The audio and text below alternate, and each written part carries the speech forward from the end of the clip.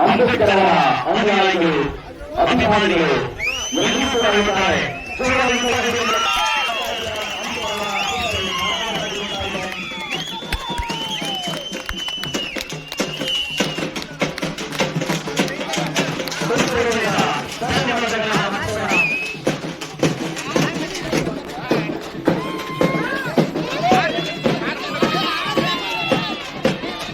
ಮುಖಂಡರುಗಳೇ, ಸ್ನೇಹಿತರೆ, ಬಾಬಾ ಸಾಹೇಬ್ ಅಂಬೇಡ್ಕರ್ ಅವರ ಇವತ್ತು ಒಂದು ಸ್ಟ್ಯಾಚ್ಯೂ ಇನಾಗ್ರೇಷನ್ ಮಾಡಿದಕ್ಕೆ ತುಂಬಾ ಸಂತೋಷ, ಹೆಮ್ಮೆ ಆಗ್ತಿದೆ ನನಗೆ.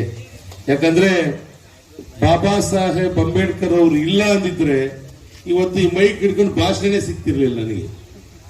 ಆ ರಿಸರ್ವೇಶನ್ ಅವರು ಏನು ಸಂವಿಧಾನ ರಚನೆ ಮಾಡಿದ್ದಾರೆ, ಇವತ್ತು ನಮ್ಮ ಲಕ್ಷಾಂತರ ಜನಕ್ಕೆ, ದೇಶದಲ್ಲಿ ಕೋಟ್ಯಾಂತರ ಜನಕ್ಕೆ ಅವಕಾಶಗಳು ಸಿಗ್ತಾ ಇದಾವೆ. ಅಂದ್ರೆ ರಾಜಕಾರಣದಲ್ಲಾಗಿರ್ಬೋದು, ಅಧಿಕಾರಿಗಳಿಗಾಗ್ಬೋದು, ಎಜುಕೇಶನ್ ಅಲ್ಲಾಗ್ಬೋದು, ಎಲ್ಲ ಸಾಮಾಜಿಕ ನ್ಯಾಯವನ್ನ ಕಲ್ಪಿಸಿರೋ ಧೀಮಂತ ನಾಯಕ ಅಂದ್ರೆ ನಮ್ಮ ಬಾಬಾ ಸಾಹೇಬ್ ಅಂಬೇಡ್ಕರ್ ಅವರು. ಅವರ ರಚನೆ ಮಾಡಿದಂತಹ ಸಂವಿಧಾನದ ಅಡಿಯಲ್ಲಿ ಇವತ್ತು ನಮ್ಮ ದೇಶ ಮುನ್ನಡೀತಾ ಇದೆ. ಅವರು ಕೊಟ್ಟಂತಹ ಸಂವಿಧಾನ ಬೇರೆ ಯಾವ ದೇಶಗಳಲ್ಲೂ ಈ ತರ ಪ್ರಜಾಪ್ರಭುತ್ವವನ್ನ ರಚನೆ ಮಾಡಿಲ್ಲ. ಅವರ ಮಾರ್ಗದರ್ಶನದಲ್ಲಿ ಇವತ್ತು ನಮ್ಮ ದೇಶ ನಡೀತಾ ಇದೆ. ನಾವೆಲ್ಲ ನೋಡಿ, ಸರ್ಕಾರಿ ಇನ್ಸ್ಪೆಕ್ಟರ್ ಅಪಾಯಿಂಟ್ ಆಗಬೇಕಂದ್ರೆ ಅವ್ರಿಗೆ ರಿಸರ್ವೇಶನ್ ಕೋಟಾ ಅಡಿಯಲ್ಲಿ SC ST ಬ್ಯಾಕ್ವರ್ಡ್ಸ್ ಎಲ್ಲ ಜಾತಿ ಜನಾಂಗಗಳಿಗೂ ಅನುಕೂಲವನ್ನ ಮಾಡಿಕೊಟ್ಟಿದ್ದ ಧೀಮಂತ ನಾಯಕರು. ಅವ್ರನ್ನ ಪ್ರತಿಯೊಂದು ಹಳ್ಳಿಯಲ್ಲೂ ಅಂಬೇಡ್ಕರ್ ಅವರ ಚಿಂತನೆಗಳು, ಅವ್ರ ಏನು ಮನಸ್ಥಿತಿ ಇತ್ತು, ಈ ದೇಶದ ಬಗ್ಗೆ ಕನಸಿತ್ತು, ಅದೆಲ್ಲ ಈಗಿನ ಮಕ್ಕಳು ಮರಿತಾ ಇದ್ದಾವೆ.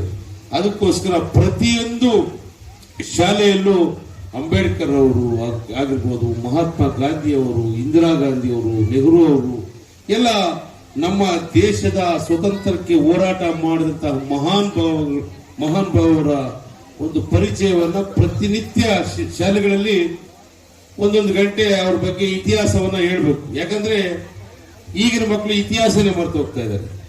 ಹಾಗಾಗಿ ಈ ಒಂದು ಸಂವಿಧಾನದಡಿಯಲ್ಲಿ ನಾವೆಲ್ಲರೂ ನೋಡಿ, ರಾಜಕಾರಣ ಈಗ ಗ್ರಾಮ ಪಂಚಾಯತ್ ರಿಸರ್ವೇಶನ್ ಎಲ್ಲರೂ ಈಗ ನಾಗರಾಜಿಗೆ ಸಿಗಬೇಕಂದ್ರೆ ರಿಸರ್ವೇಶನ್, ಅವ್ರಿಗೂ ಬ್ಯಾಕ್ವರ್ಡ್ ಸೆಟ್ ಸಿಗಬೇಕು, ನನಗೆ SC ಸಿಗಬೇಕು, ST ಸಿಗಬೇಕು, ಎಲ್ಲರೂ ವಿಕೇಂದ್ರೀಕರಣ ಮಾಡಿದಂತ ಮಹಾನುಭಾವರವರು. ಅವ್ರಿಗೆ ನಾವೆಲ್ಲರೂ ಮೊನ್ನೆ ತುಮಕೂರಿನಲ್ಲಿ ಅದ್ದೂರಿಯಾದಂತಹ ಕಂಚಿನ ಪ್ರತಿಮೆಯನ್ನ ಮಾನ್ಯ ಡಾಕ್ಟರ್ G. ಪರಮೇಶ್ವರ್